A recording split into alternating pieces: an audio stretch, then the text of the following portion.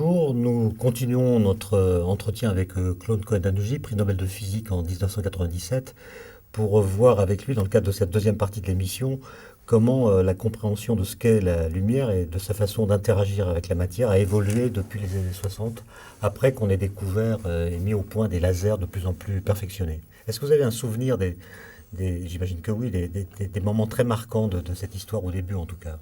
Oui. J'ai parlé dans la séquence précédente de la découverte et de la mise au point du maser dans le milieu des années 55. Évidemment, les physiciens comme Townes, comme Shallow ont essayé d'étendre cette idée au domaine optique. Et le premier laser voit le jour, je crois, en 61, le laser à rubis. L'expérience étant faite par Theodor Meymann, qui est mort il y a quelques mois. Il faut dire que cette découverte a été accueillie bien sûr avec beaucoup d'intérêt, mais sans une excitation particulière. De la part des physiciens en général.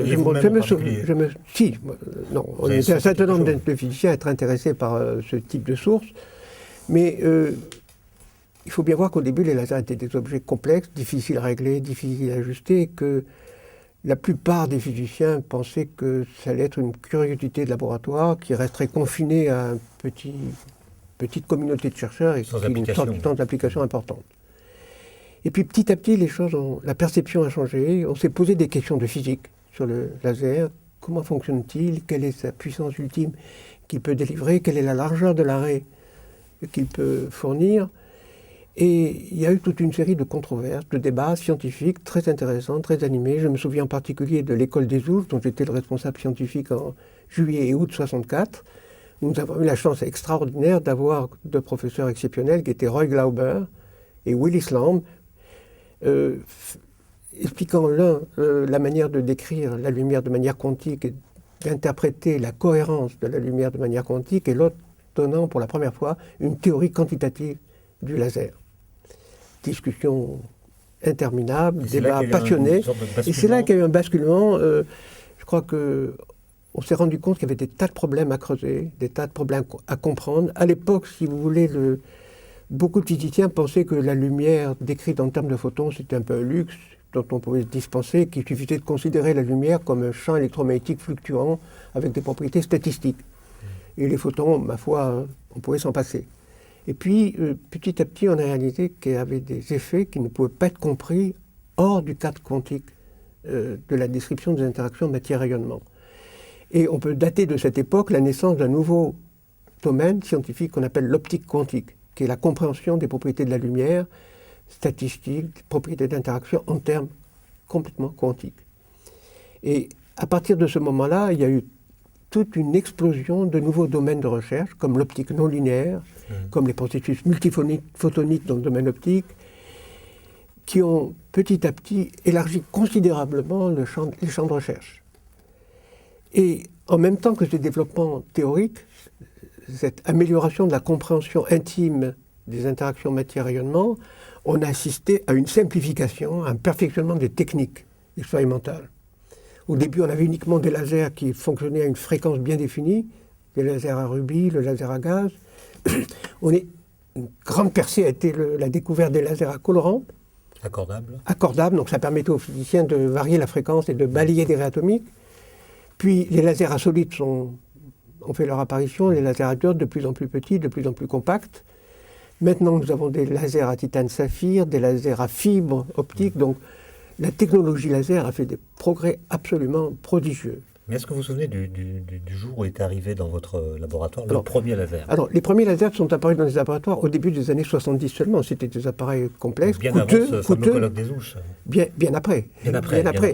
C'était des appareils coûteux, difficiles à régler, donc qui nécessitaient un certain savoir-faire. Et bon, petit à petit, les physiciens se sont mis à la pâte, ils ont compris comment ça marchait, ils ont construit eux-mêmes leurs lasers de manière plus flexible que ce qu'ils pouvaient acheter dans l'industrie. Et puis je vous dis maintenant, il y a sur le marché un nombre de sources laser considérable. En particulier, juste pour vous donner une idée, à la suite d'idées très simples, par exemple du physicien français Gérard Mourou, il est possible maintenant de réaliser des lasers qui tiennent sur un laboratoire de 50 mètres carrés, je dirais, des lasers qui permettent de délivrer des puissances de 10 puissance 12 watts, c'est-à-dire 1 million de watts. Si on concentre cette énergie, si on concentre une énergie de l'ordre de 1 joule sur une impulsion laser qu'on sait faire maintenant de plus en plus courte, qui peut aller jusqu'au femtoseconde, c'est-à-dire 1 millionième de milliardième de seconde, vous voyez, un temps extraordinairement court. Si on concentre cette énergie sur cet intervalle de temps très court, on obtient des puissances de l'ordre du million de milliards de watts qui sont supérieures, pendant ce temps d'une femtoseconde, 10-15 secondes, supérieures à l'énergie de toutes les centrales nucléaires du monde. Donc, on a des phénomènes fabuleux. Alors, ça sert à faire quel genre de physique, ça, le fait de Alors, ça permet de puissance pendant un temps énorme, très court, ça permet temps. d'abord d'étudier le comportement des atomes dans des champs très forts, où le champ du laser devient beaucoup plus grand que le champ qui lie les électrons et les noyaux ensemble. On voit des effets non On linéaires. a des effets complètement. Et puis, cette possibilité de faire des impulsions ultra courtes permet d'explorer des phénomènes complètement nouveaux. Il y a des phénomènes, des domaines de recherche entiers nouveaux qui sont apparus, comme la femtochimie, qui permettent d'exciter par exemple une molécule en un temps extrêmement court, une grosse molécule biologique par exemple, et de regarder ensuite comment elle évolue, comment l'énergie qu'on a déposée se répartit entre les divers degrés de liberté. Donc on a accès à une vision des phénomènes à une échelle de temps extrêmement courte. On voit que 10 ans après votre prix Nobel, votre enthousiasme n'a pas baissé. Bah oui, bien sûr. J'espère que non, mais c'est vrai que, si vous voulez, on ne réalise pas les progrès spectaculaires qui ont été faits par l'optique entre 1960 et maintenant. Et comment votre propre itinéraire a-t-il rallié ces lasers? Comment Voilà, alors au début, moi j'avais fait au cours de ma thèse la théorie du cycle de pompage optique avec les sources traditionnelles. Et puis évidemment, quand les lasers sont apparus, on s'est posé la question, qu'est-ce qui va se passer de nouveau avec les lasers? On s'est rendu compte qu'il y avait des tas de nouveaux effets à apparaître, à étudier, à observer. Et donc, le champ de recherche s'est élargi de manière considérable. Et en particulier, on s'est rendu compte au cours des années 80 qu'on pouvait utiliser cette lumière laser très monochromatique, très dirigée, avec une intensité suffisante. On s'est rendu compte qu'on pouvait l'utiliser pour contrôler le mouvement des atomes, pour les refroidir, les immobiliser, les piéger. Et ça, c'est votre grande affaire. Ça a ouvert de nouveau toute une série de champs de recherche nouveaux, comme les gaz quantiques dégénérés, la mesure du temps ultra précise. Il faut bien voir que toutes les fois qu'en physique, on gagne un ordre de grandeur, on gagne 1, 2, 3 ordres de grandeur dans notre possibilité d'action sur la matière ou sur la lumière, automatiquement des nouveaux problèmes surgissent. Des nouveaux problèmes se posent qui permettent d'aborder des nouveaux domaines de recherche, de les créer et d'observer des phénomènes nouveaux. Si vous pouvez nous rappeler le mécanisme physique qui fait que la lumière laser peut freiner une population d'atomes ou un jet d'atomes. Oui, ben ça c'est facile à comprendre. En plus, c'est des phénomènes qui peuvent être expliqués presque à des élèves de lycée, de secondaire. Imaginez qu'on ait une cible et qu'on envoie sur elle une grêle de projectiles. Les projectiles arrivent sur la cible, rebondissent et partent dans tous les sens. Sous l'effet de ce bombardement par des petits projectiles, la cible va être poussée. Et si elle vient à la rencontre des projectiles, elle va être freinée. Le même phénomène peut être transcrit en remplaçant la cible par un atome et les petits projectiles par des photons que l'atome absorbe et réémet dans une direction quelconque. Et la quantité de mouvement que les photons transmettent à l'atome lorsqu'ils sont absorbés et réémis exerce sur les atomes une force qui peut soit les accélérer, soit les freiner, suivant la direction relative des deux. Sur la matière. Voilà. C'est un phénomène qu'on observe dans les comètes. Voilà, c'est un phénomène qui est connu depuis longtemps. Les comètes, c'est des objets astrophysiques qui gravitent autour du Soleil, et la lumière qui vient du Soleil pousse, il n'y a pas seulement la lumière, il y a aussi le vent solaire, pousse le nuage qui entoure la comète dans une direction qui n'est pas la direction de la trajectoire, mais qui est la direction du Soleil. Et ça explique la queue des comètes. Le fait qu'elle soit toujours orientée dans la direction du Soleil. Mais quand est-ce que vous avez commencé à faire des expériences? Est-ce qu'il y a une étude théorique préalable? Alors, si vous voulez, concrètement, ça s'est passé de la manière suivante. Vous savez, j'ai été pendant 30 ans professeur au Collège de France. Au Collège de France, la règle, c'est d'enseigner un cours nouveau tous les ans. C'est difficile, mais c'est très stimulant. Et des années, je crois, de 80 à 84, j'avais choisi de discuter, une année après l'autre, les forces exercées par la lumière sur la matière. Parce que ça m'intéressait sur le plan conceptuel et théorique, et pour essayer de voir jusqu'où on pouvait aller. Et c'est à la suite de ces 4 années de cours que des nouvelles idées sont apparues et qu'on a décidé au laboratoire de démarrer un groupe expérimental sur ce sujet. À une époque où il y avait seulement une dizaine de personnes au maximum dans le monde qui travaillaient sur ces sujets. Et je me souviens qu'il y avait beaucoup de monde à vos amphithéâtres du Collège de France Preuve que le sujet et vos qualités de professeur Non, mais je rendaient la chose... je pense que le Collège de France est une institution remarquable parce qu'elle permet à des gens très divers, des chercheurs, des gens cultivés, de venir s'instruire tous les ans, d'apprendre des sujets nouveaux. Donc, à mes cours, il y avait une audience un auditoire qui était pratiquement constitué d'élèves, de tricyclistes, de gens qui faisaient un troisième cycle, de doctorants, de post-doctorants, de collègues, de professeurs du secondaire et de gens donc, désireux de se 84, cultiver. c'est l'année pendant fin laquelle 84, les calculs sont à peu alors près... on a bien compris un certain nombre de choses et alors on a dit on va démarrer des expériences là-dessus parce que ça nous paraît être un sujet quand même intéressant. Et là, à notre grande surprise, on a trouvé des choses plus intéressantes que ce qu'on croyait. Rapidement. Rapidement, assez rapidement. Quelle année, en 85, 86, 87, on s'est rendu compte qu'il y avait des possibilités de ce refroidissement laser qui étaient supérieures à ce qu'on avait imaginé au début. C'est-à-dire le résultat était plus froid. Plus froid, 100 fois plus froid que ce qu'on prévoyait par le calcul. On a compris ce qui se passait. Et à ce moment-là, quand on arrive à ce degré de température basse, à ce moment-là, il y a des phénomènes nouveaux qu'on peut espérer observer. Si vous voulez, ce qui caractérise actuellement, je pense, ce champ de recherche, de manière générale, l'interaction matière-rayonnement, c'est qu'on est parvenu à un contrôle de plus en plus poussé des objets qu'on étudie.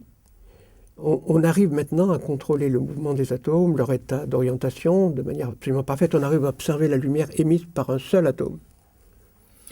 Mais vous étiez vous-même, vous étiez surpris par les résultats. Quelle est l'émotion qu'on ressent lorsqu'on voit que la matière et son interaction avec la lumière répond Comment on s'y attend, et puis qu'elle répond aussi avec une réserve des surprises. Quel sentiment qu'on éprouve. Grande excitation, bien sûr. Grande satisfaction intellectuelle. On est excité, on y pense tout le temps. On reste au laboratoire, on en parle à tout le monde. On essaye des nouveaux... Ce qui est magnifique aussi dans ce domaine de recherche, c'est que les équipes sont relativement petites.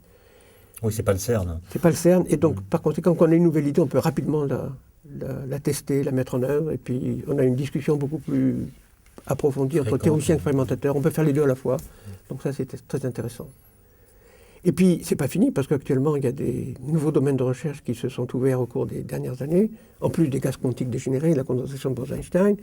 On s'est rendu compte maintenant qu'on pouvait mettre les atomes dans des états quantiques nouveaux, extrêmement intéressant, qui avait déjà intrigué Einstein dès les années 30, qu'on appelle les états intriqués. On a un ensemble de deux atomes ou de deux particules ou de deux photons qui sont dans un état qu'on appelle intriqué, où on ne peut pas y penser comme deux entités séparées. Ils forment un tout inséparable. Alors ça, c'est la non-séparabilité quantique. Voilà, ça paraît complètement contraire à l'intuition classique. Ça paraît comme une déficience de la mécanique quantique. Einstein pensait que la mécanique quantique était insuffisante pour comprendre ces phénomènes. Il avait tort. En fait, la mécanique quantique les décrit correctement. Tort, mais en même temps, c'est lui qui a vu ce problème-là. Oui, c'est lui qui a mis l'accent sur ce problème. Et ce qui est remarquable maintenant, c'est que ces états intriqués peuvent être utilisés de manière concrète, utile pour faire des nouvelles applications, comme la cryptographie quantique, comme le traitement de l'information, comme le transfert des données. Et donc, il y a un nouveau domaine de recherche. Je crois. La téléportation. Il y a un nouvel domaine de recherche qui s'appelle l'information quantique, sur lequel un nombre de plus en plus grand d'équipes travaillent dans le monde. Et ce sont des avancées que vous, qui étiez au cœur de l'activité dans ce domaine, pouviez prévoir, ou à chaque fois vous avez été surpris de voir que, par exemple, on commercialise aujourd'hui des instruments qui s'appuient sur cette propriété quantique pour faire de la... Vous savez, c'est toujours la même chose. Ma manière de voir comment la recherche fonctionne est la suivante. Le point de départ, c'est toujours la curiosité. Le physicien essaie de comprendre des phénomènes. Il essaye de trouver un schéma théorique, une explication aussi claire que possible des phénomènes qui sont en jeu. Quand il y parvient, automatiquement, ça lui ouvre des nouveaux horizons. Il y a des nouvelles possibilités d'action qui apparaissent, des nouvelles applications concrètes qui surgissent, qui élargissent les possibilités d'action sur les systèmes et qui sont à l'origine de nouveaux questionnements, de nouveaux problèmes qui se posent, et ainsi de suite, ça ne s'arrête jamais. Albert Ferst, qui a eu le prix Nobel cette année, dit un peu ça, en disant que... oui. Au début, il essayait de comprendre physique, comment... c'est comme les courses de vélo, les grandes classiques. Oui. Quand on est sur la ligne de départ, on ne voit pas la ligne d'arrivée. Absolument. Alors, merci pour ce témoignage que nous allons poursuivre lors de notre troisième émission. Merci en tout cas d'avoir évoqué ces souvenirs passionnants. Merci.